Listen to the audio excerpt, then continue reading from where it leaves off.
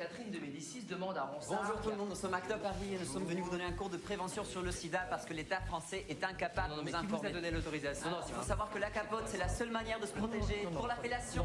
Il faut savoir que le risque existe bel et bien. Oh, je vous demande de quitter cette salle.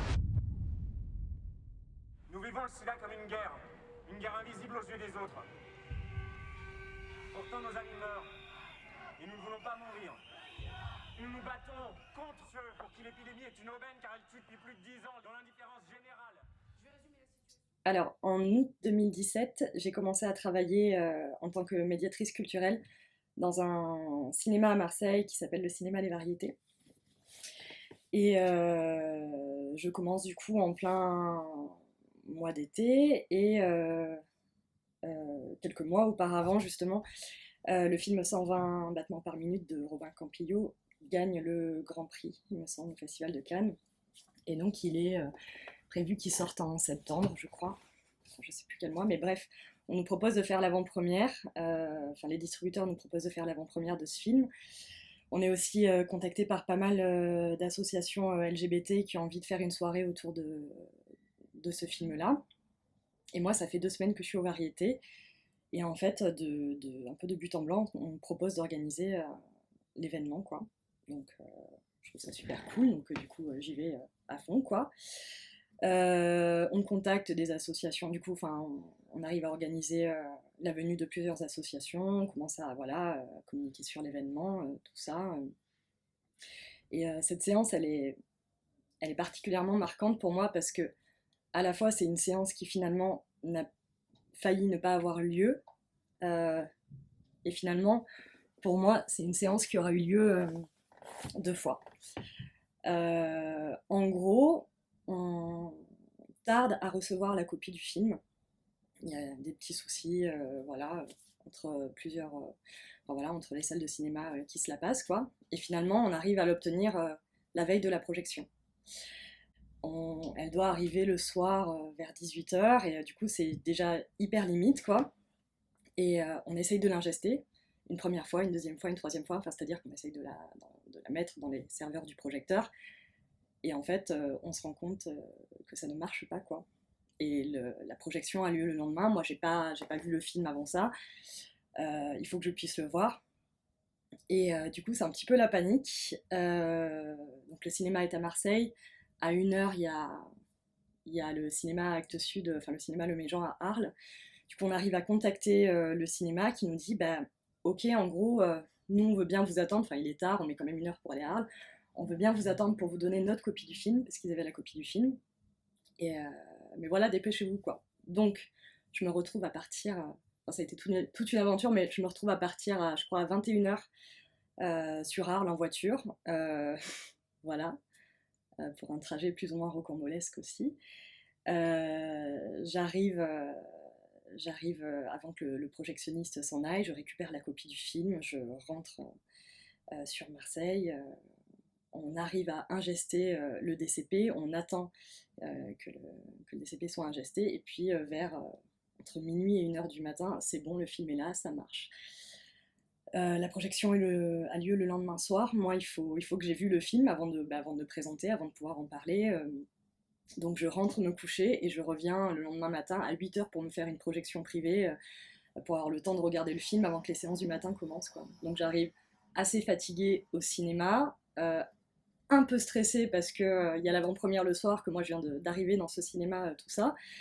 Donc je suis toute seule dans ce cinéma Les Variétés qui avant sa rénovation était un lieu...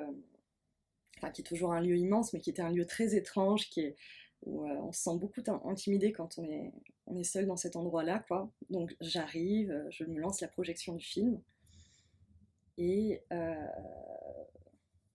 je me prends ce genre de claque dans la figure que j'adore recevoir au cinéma, et ce genre d'émotion que je crois qu'on ne peut pas avoir en dehors d'une salle, quoi. Et ce qui est très étrange, c'est d'être seule. En général, ça peut être très plaisant d'être seule dans une salle de cinéma. Moi, je crois que j'ai un peu du mal parce que l'expérience collective, elle est tellement importante, quoi.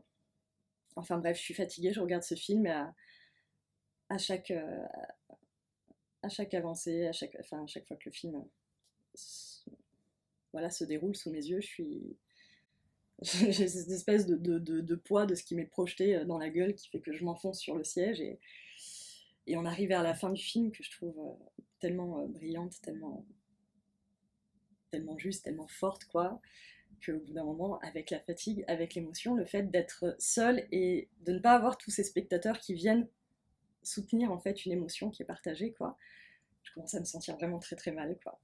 En plus, je suis quelqu'un légèrement émotive. Et du coup, je me dis, bon, bah, quitte à être seule pour pas tomber dans les pommes, je me suis mise à me lever et en fait, j'ai regardé la fin du film en buvant de l'eau, en mangeant du sucre et en faisant des allées, venues dans les rangées du cinéma parce que rester assise, en fait, c'était trop. Pour la seule personne que j'étais dans cette grande salle, je ne pouvais pas supporter ça, quoi. C'était complètement fou, quoi. Et donc voilà, le film se termine, je suis renversée, quoi, je pleure évidemment, beaucoup. Et donc je me dis, waouh, trop bien d'arriver dans ce cinéma-là et de commencer par cette soirée, par ce film-là, quoi. La journée se passe, les intervenantes arrivent le soir pour venir parler du film. Il me semble qu'on avait des gens qui venaient de l'association AIDS. On avait aussi le collectif Idem de Marseille qui était présent. Et je crois que j'oublie personne. Bref, on fait une séance qui est complète dans la plus grande salle des variétés. Et du coup, c'est la deuxième projection du film. Moi, j'ai juste présenté le film, j'assiste un peu au début. Après, je pars pendant la projection, mais ce que j'ai vécu le matin, surtout avec la fin du film, ça me trotte dans la tête et je me dis, je vais venir voir les 20 dernières minutes, quoi. Et là, je rentre dans la salle et à la fois, il y a quelque chose de... Enfin, parfois, il y a juste des états dans cet espace qui est un peu magique, qui viennent dire plein de choses et je ressens quelque chose dans l'énergie qui plane qui est assez commun à ce que j'ai vécu le matin. Et en même temps, il y a quelque chose de rassurant à savoir que la salle est pleine, quoi. Et le film se termine, la fin de ce film, le montage de la fin de ce film est juste pour moi un chef-d'œuvre, quoi, c'est incroyable. Et bam, là il y a le générique. Aux variétés à Marseille, on faisait l'effort justement d'attendre avant de remettre la lumière dans la salle. Moi je trouve ça très violent quand tout d'un coup le film se termine et que la lumière arrive parce que je trouve que ça laisse pas aux spectateurs le temps de digérer l'expérience qu'ils viennent de traverser, quoi. Donc là on attend et en fait il y a une espèce de silence dans la salle et c'est fou comme il y a certains silences qui viennent raconter énormément de choses, quoi. Donc c'est le silence, voilà, il y a plein d'émotions qui planent dans l'air et puis progressivement en fait tous les spectateurs et spectatrices vont se mettre à faire ça, qui est ce qu'ils font dans le film, dans les scènes d'AG, là, de réunion, en fait, pour justement faire moins de bruit, pour ne pas applaudir, en fait, ils ont fait ça. Et alors juste ce silence, et puis tout d'un coup toutes ces mains qui se mettent à faire ça, je crois vraiment que c'est un des plus beaux moments que j'ai vécu dans une salle de cinéma. C'était assez extraordinaire, et moi j'enchaînais après pour le débat, l'échange qui a suivi. Et là aussi, c'est une des premières fois où je me suis dit, il ne faut pas y aller tout de suite parce que ce serait presque un manque de respect envers les spectateurs de tout d'un coup interrompre et passer à autre chose, quoi. Je pense qu'il y a des films et surtout des séances en fait, parce que c'est une fois de plus l'expérience en salle, c'est tellement pas la même chose que être chez soi devant son ordinateur ou sa télé. Donc j'ai perdu le début de la phrase, mais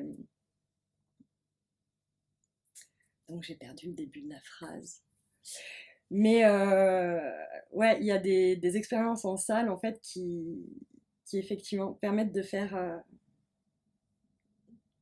vivre une histoire filmée autrement, quoi. Et ouais, je crois que c'est ouais, un des plus grands moments de mes expériences en salle de cinéma.